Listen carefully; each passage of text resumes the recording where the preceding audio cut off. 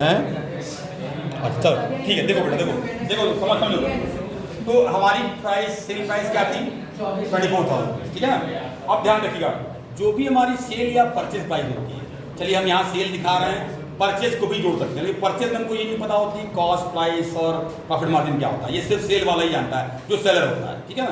तो सेलर के point of view से हमने गुड्स का सेल प्राइस तैयार कर दिया 24,000 रुपये। अब इसकी बात होने जा रही है ट्रेड डिस्काउंट, ठीक है। तो ट्रेड डिस्काउंट क्या होता है, इस 24,000 कहाँ से आया समझा रहा है, 18,000 प्लस 6,000 प्रॉफिट इक्वल टू 24,000 रुपए। इस 24,000 को हमने दो पार्ट कर दिया, ये हमारा क्वेश्चन का पुराना पार्ट था। अब नए पार्ट में क्या हो रहा है, ट्रेड डिस्काउंट। तो याद रखिए बेटा, नेक्स्ट होगा ट्रेड डिस्काउंट। पहला नंबर आता है, फर्स्ट नंबर आता है ट्रेड डिस्काउंट। तो हम 24,000 का 20 कितना पॉइंट ट्रेड डिस्काउंट, 2400 आएगा, 21,000 माइनस कर दिया। तो ट्रेड डिस्काउंट हमारा फर्स्ट है, याद रखिए।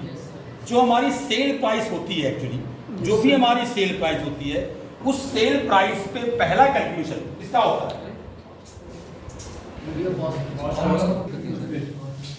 देखिए बेटा।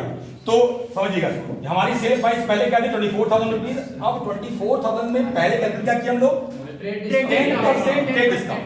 ट्रेड डिस्काउंट निकाल के हमने पहले माइनस कर दिया। तो याद रखिए, पहला स्टेप जो होता है वो बेटा ट्रेड डिस्काउंट होता है, ठीक है। ट्रेड डिस्काउंट माइनस करने के बाद जो अमाउंट आता है that is called as sales या परचेज। इसी को हम या तो सेल कहेंगे या तो परचेज कहेंगे। तो यहां पर हम सेल कर रहे हैं, तो यहां हम सेल की बात करने जा रहे हैं, ठीक है। तो ये हमारा सेल प्राइस क्या होगा 21,600। क्लियर हुआ। अब देखिए, ये पहला स्टेप हो चुका है ट्रेड डिस्काउंट का। दूसरा स्टेप क्या होता है, पेमेंट को हम डिवाइड करते हैं। कैश डिस्काउंट कभी मत निकाला कीजिए, भले कैश डिस्काउंट सबसे पहले क्यों ना बोला हो, कैश डिस्काउंट थर्ड स्टेप पे होता है, याद रखिएगा, ठीक है। तो इसका मतलब फर्स्ट स्टेप पे क्या आता है, ऑलवेज ट्रेड डिस्काउंट। लेकिन इससे भी पहले अगर बात करें तो इससे भी पहले प्रॉफिट आ चुका है। अभी तक क्वेश्चन में प्रॉफिट नहीं जिक्र हुआ था, लेकिन यहाँ पर अगर हम बात करें तो प्रॉफिट का ऑलरेडी हमने कैलकुलेट कर दिया है।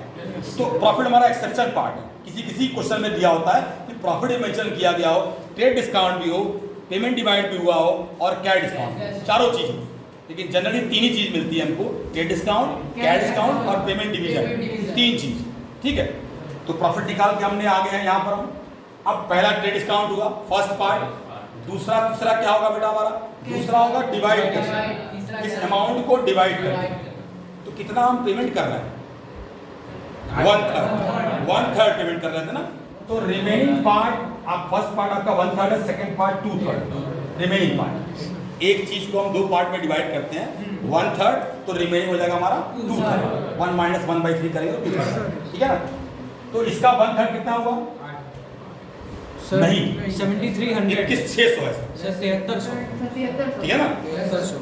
3 7 21, 3 दूनी 6, 3 7 21, 3 दूनी 6, 7300।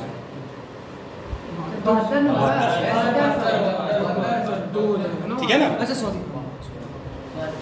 अब इतना जो आया इसका डबल कर दीजिए, डबल 7 दूनी 14, 14,400। अब जरा इसको जोड़ दीजिए, इतना 7200 और 14,400 को जोड़ेंगे कितना आएगा, दो पार्ट में बांट दिए हम लोग, 1/3 2/3, समझ आ रहा है, ठीक। ये हमारा हो गया बेटा सेकंड स्टेप। पहला स्टेप ट्रेड डिस्काउंट, ठीक है ना। पहला स्टेप क्या हुआ हमारा, ट्रेड डिस्काउंट। दूसरा स्टेप डिवीजन, पार्ट वाइज, इतना पार्ट कैश, इतना पास क्रेडिट, ठीक है, डिवाइड कर दिया हमने, ठीक है। अब आइए तीसरा पार्ट कैश डिस्काउंट। ध्यान देना, क्या कर रहा है, ऐसे कर रहा था, देखो मोड़ दो, कैलकुलेट हो गया बेटा। पहला पार्ट ट्रेड डिस्काउंट, दूसरा पार्ट डिवीजन, तीसरा part cash discount. Cash discount किस पे, कैश वाले पार्ट पे कैश डिस्काउंट, क्योंकि कैश से रिलेटेड होता है, कैश पेमेंट से रिलेटेड होता है कैश डिस्काउंट। और ट्रेड डिस्काउंट किस पे होता है, सेल्स पे होता है, ठीक है ना। सेल्स वाला डिस्काउंट हो चुका, अब कैश वाला डिस्काउंट आने जा रहा है। तो कैश कितना था, ये नहीं था, ये था। लड़के बच्चे गलती क्या करते हैं, यही निकाल देते हैं, यहाँ निकाल के कैश डिस्काउंट दे दिए फिर बांट दिए, ये स्टेप गलत है। याद रखिए, आपको आगे भी करना है। जो आप सेकंड स्टेप करते हैं उसको थर्ड पे ले जाइए। अगर आप गलतियां करते हैं तो बस यही अंतर होता है। बच्चे क्या करते हैं, थर्ड वाले को सेकंड लाते हैं, सेकंड को थर्ड पे ले आते हैं। पहला वाला उनको पता है पहले ट्रेड डिस्काउंट, लेकिन दूसरे तीसरे में गलती करते हैं। आपको करना क्या है, उस गलती को सुधारना है। सुधारना कैसे है, सेकंड को थर्ड ले जाइए, थर्ड को काम खत्म। तो क्या किया आपने, पहले डिवाइड कर दिया पार्ट वाइज, उसके बाद कैश डिस्काउंट। कितने पे कैश डिस्काउंट, 7200 का 5%, 300 माइनस कर दीजिए। बैलेंस 0 4 8 और 6 6840। जैसे ही आपने कैश डिस्काउंट माइनस किया, ध्यान रखना, जैसे ही आपने कैश डिस्काउंट माइनस किया, ऊपर वाला पार्ट कैंसिल कर दिया। ठीक है, जैसे हमने ट्रेड डिस्काउंट निकाला था ना, ऊपर वाला पार्ट कैंसिल कर दिया।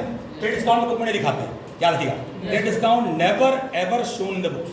गलती से भी बुक में मत दिखाइए। इस 2400 को बुक में कहीं मेंशन नहीं करेंगे, ठीक है, लेकिन इसको करेंगे। 360 रुपए या तो फायदा होगा या तो नुकसान होगा। ये हमारा फायदा नुकसान नहीं है, ध्यान दीजिएगा, हमारा फायदा नुकसान ये है, कैश डिस्काउंट जो भी है। ठीक है, तो हमने क्या किया बेटा, हमने इस 7200 का 2 पार्ट कर दिया। एक ये डिस्काउंट पार्ट है और ये कैश पार्ट है। अब हमारा कैश यहाँ से यहाँ आ गया, नीचे आ गया कैश। ये क्या हो गया, डिस्काउंट। ये क्या हो गया, वेटर। किससे खरीदे थे, मान लीजिए मोहन नाम का, मोहन एम। ये क्या है, सेल्स। अब 4 अकाउंट हमारे आ गए, ठीक है, जिसमें हमारे पास अब क्या करना है, सर कैश कौन सा अकाउंट है, तो आप कहेंगे सर रियल में क्या होता है, आएगा तो डेबिट, जाएगा तो क्रेडिट। तो कुछ बेच रहे हैं तो कैश आया गया, डेबिट। ठीक है, हमने एक सिंपल सा तरीका आपको बताया था, अगर कैश डेबिट है तो डिस्काउंट को भी डेबिट होगा, कैश क्रेडिट है डिस्काउंट को भी क्रेडिट। लॉजिक हम बता देंगे, ये बेलॉजिक का तरीका कभी गलती नहीं होगा, है ना। कैश के साथ डिस्काउंट, कोड का मजबूत जोड़ दीजिए। अगर डेबिट है डेबिट ले जाइए, क्रेडिट है तो क्रेडिट। बस कैश सही रखिएगा, क्योंकि पता लगा कैश ही को आप डेबिट से क्रेडिट कर दिए तब तो हम नहीं बता सकते, है ना। फिर कैश आ रहा है बेटा तो डेबिट, जा रहा है तो क्रेडिट। ये सिस्टम बस याद रखिए, ठीक है। कैश आया डेबिट किया तो कैश से डिस्काउंट कर दिया, क्या हुआ बेटा, डेबिट। फिर समझा देंगे आपको डिस्काउंट क्यों डेबिट, लॉजिक बता देंगे, है ना। ठीक है, अब आइए, मोहन क्या है, गुड्स का receiver, giver, receiver debit, receiver को डेबिट करिए क्योंकि ये बेच रहा है, सॉरी खरीद रहा है, ये खरीद रहा है, हम बेच रहे हैं, तो ये रिसीवर हो गया, डेबिट। ठीक है, गुड्स क्या हुआ, आया ही गया, अब देखिएगा 4 1 2 3 अकाउंट डेबिट हो रहा है और एक क्रेडिट हो रहा है, इन तीनों को डेबिट कर देंगे। अब आप पूछेंगे सर डिस्काउंट क्यों डेबिट, तो हम कहेंगे बेटा ये लॉस था, क्यों, आपको मिलना था इतना, मिला इतना, तो आप लॉस में प्रॉफिट में, लॉस सारे क्या होते हैं, इसीलिए डिस्काउंट को डेबिट किया। हमने रूल नहीं बताया, एक सिस्टम शॉर्टकट बता दिया कि कैश के साथ discount, cash debit discount debit लिया, कैश क्रेडिट तो क्रेडिट लिया, है ना। लेकिन डेबिट ले जाएंगे तो अलाउड के साथ, डेबिट ले जाएंगे तो डिस्काउंट अलाउड, और क्रेडिट ले जाएंगे तो डिस्काउंट रिसीव, क्रेडिट ले जाने पर डिस्काउंट रिसीव। समझ आ रहा है, कोई कंफ्यूजन, क्लियर है, ठीक। तो ये हमारी जर्नल एंट्री तो आपके सामने आ गई, डेबिट क्रेडिट दिखा दिया, ठीक है। अच्छा, अकाउंटिंग क्वेश्चन में एक और छोटा सा फॉर्मूला है, इसको आपको बता देते हैं। अगर हम प्रॉफिट निकालना हो गया बेटा इसको, अगर हमको प्रॉफिट निकालना हो तो ध्यान दीजिएगा बेटा, फॉर्मूला क्या है हमारा, फॉर्मूला एक सिंपल सा फॉर्मूला है, प्रॉफिट इज इक्वल टू क्या होता है, profit is equal to closing capital minus opening capital, है ना, closing capital minus opening capital, closing minus opening. अब इसका मतलब क्या हुआ, इसका मतलब ये हुआ साल के शुरुआत में जो कैपिटल थी, मान लीजिए 5 लाख, और साल के अंत में जो कैपिटल है मान लीजिए 9 लाख, तो इसका जब डिफरेंस निकालेंगे तो आपका आ जाएगा प्रॉफिट। समझा ना, क्लोजिंग कैपिटल और ओपनिंग कैपिटल हमारे पास अगर दोनों है तो दोनों का डिफरेंस निकाल के हम प्रॉफिट निकाल सकते हैं, ठीक, क्लियर हुआ। लेकिन कभी कभी क्या होता है, इस इंफॉर्मेशन के साथ साथ 1-2 इंफॉर्मेशन और दी होती है, इसी में कभी कभी क्या होता है, ड्राइंग भी दिया होता है और एडिशनल कैपिटल भी दिया होता है। ठीक है, ये सारे अकाउंट किससे रिलेटेड है, ओनर से रिलेटेड है। ये फायदा किसको मिलता है अल्टीमेटली, ओनर को मिलता है। तो जो भी प्रॉफिट या लॉस होगा वो उसी अकाउंट में खोजिए और कहीं मत खोजिए, वहीं खोजिए, सब वहीं मिलेगा, सब वो अकेले लेके बैठा है। ठीक है ना। तो किस फार्मूले से उससे पैसा निकाला जाए, किस फार्मूले से पता करा जाए कि उसके पास कितना फायदा है, उसके लिए फार्मूला क्या है, क्लोजिंग कैपिटल माइनस ओपनिंग। ये तो रहेगा ही, साथ में हम जोड़ देंगे ड्राइंग, जो इसने पैसा निकाला था और जो उसने एडिशनल कैपिटल लगाया था, एडिशनल कैपिटल वो हम प्लस माइनस कर देंगे। तो हमने क्या किया बेटा, एडिशनल कैपिटल माइनस कर दिया, ड्राइंग प्लस कर दिया। बस इस पॉइंट को हमने आगे बढ़ा दिया, पहला, दूसरा, तीसरा ये है और चौथा ये है। इन 4 पॉइंट का यूज करते हुए हम प्रॉफिट निकाल लेंगे। मिनिमम 2 दिया होता है और अगर मैक्सिमम दिया हो तो ये 4, 2 और बढ़ा दीजिए। इन चारों का यूज करके हम प्रॉफिट निकाल लेंगे। समझा रहा है, कोई कंफ्यूजन? एकदम सिंपल है आपका, closing capital minus opening capital plus drawing और माइनस एडिशनल कैपिटल। ठीक, अब इसी में मान लीजिए, सपोज करिए, इसी में आपको ये भी याद रखना होता है कि asset always equal to liability plus capital. Asset हमेशा हमारी लायबिलिटी और कैपिटल के एडिशन का बराबर होता है। ठीक है ना। अब अगर हम ये कह रहे हैं कि हमारे पास लायबिलिटी और कैपिटल ओपनिंग की है या एसेट हमारे पास ओपनिंग का है, तो कैपिटल कौन सा मिलेगा? अगर एसेट लायबिलिटी मान ली हमारे पास ओपनिंग का है, सपोज करिए एसेट हमारी बेटा 10 लाख है ओपनिंग में और लायबिलिटी भी लगभग 2 लाख है, तो ये क्या है, कितने का है? 8 लाख। भाई asset minus liability equal to capital, ये कौन सी कैपिटल हमारी? Opening capital. ठीक है, अब प्रॉफिट के लिए क्लोजिंग चाहिए हमको, तो क्लोजिंग के लिए हमारे पास क्लोजिंग लायबिलिटी, क्लोजिंग एसेट होनी चाहिए, तब जाके मिलेगा हमको क्लोजिंग कैपिटल। ठीक है ना। तो उसके लिए ध्यान रखिए, लायबिलिटी जो होता है वो जनरली अनचेंज होता है, लायबिलिटी में जनरली चेंजेस नहीं होते हैं। अगर आपकी कोई लोन आपने लिया 2 लाख का और उसमें कोई पेमेंट नहीं किया तो 2 लाख रुपये लास्ट तक दिखेगा।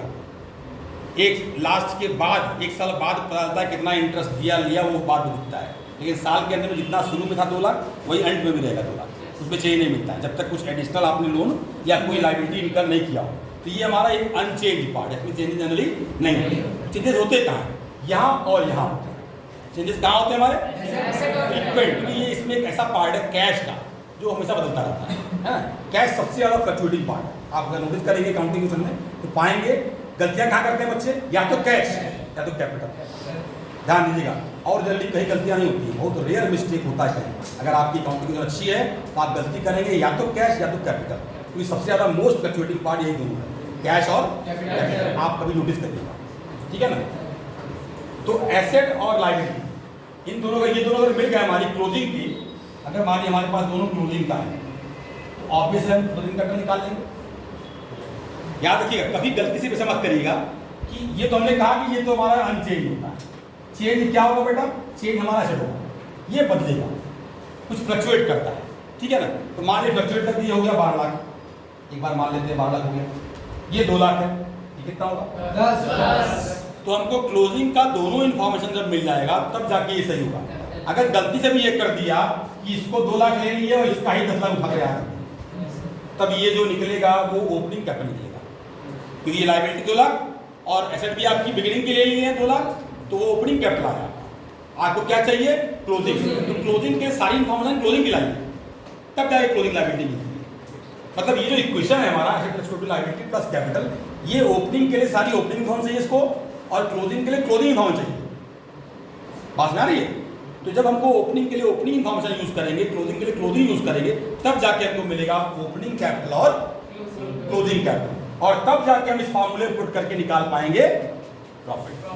क्योंकि इन दोनों में फ्लक्चुएशन होते हैं, क्लोजिंग कैपिटल ओपनिंग कैपिटल में। ये फ्लक्चुएट नहीं है, क्योंकि ड्राइंग या तो दिया होगा या तो नहीं दिया होगा, या तो दिया है या तो नहीं दिया। अगर दिया है तो ड्राइंग प्लस करिए, नहीं दिया है तो 0।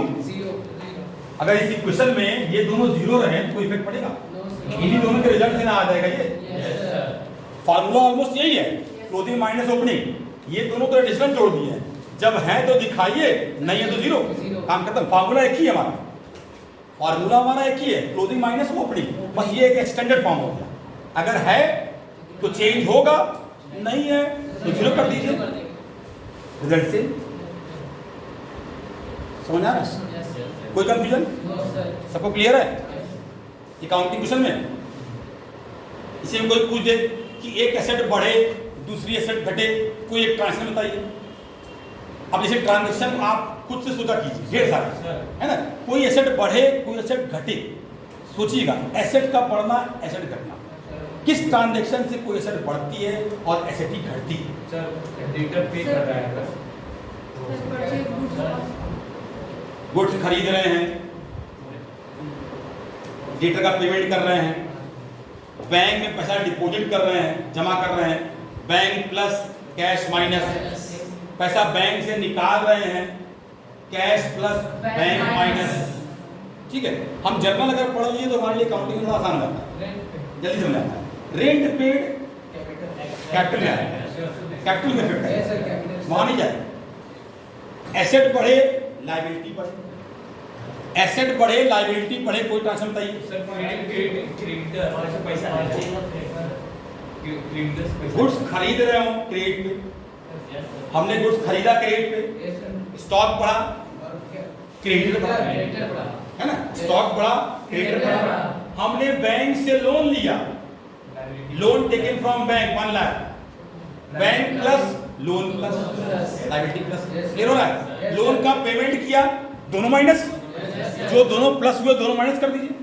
ठीक है, समझ आ रहा है भाई? कौन दोनों? अरे लोन जब बढ़ा लिया, जब दिया घटा, है ना, जब लोन लिया तो कैश बढ़ा, और जब लोन दिया तो कैश बात मारिए। एक चीज और याद करिए, एक चीज और याद करिए, बड़ा आपको ट्रिक बताते हैं, ट्रिक। जैसे आप किसी दो पॉइंट को बढ़ाते घटाते हैं, उसी का एक रिवर्स ट्रांसफर याद कर लीजिए। जैसे कहता है ना अकाउंट बढ़ा अकाउंट घटा, तो अगर आपको ये याद है कि बढ़ने इफेक्ट कहाँ पड़ रहा है, तो घटने का इफेक्ट उसी ट्रांसफर में आएगा। जैसे हमने क्या कहा, लोन टेकन फ्रॉम बैंक में क्या हुआ, एसेट बढ़ा लोन बढ़ा, एसेट बढ़ा लोन बढ़ा, एसेट और लायबिलिटी दोनों बढ़ा। ठीक है ना, तो इसी में कहा जाए कोई ऐसा ट्रांसफर बताइए जिसमें लायबिलिटी और एसेट दोनों घटे। बढ़े तो हम बता दिए, घटे क्या? सर वही लोन का पेमेंट कर दीजिए ना, उसी लोन का पेमेंट कर दीजिए। कैश घटा लोन घटा। Sir sold goods on credit हो सकता है?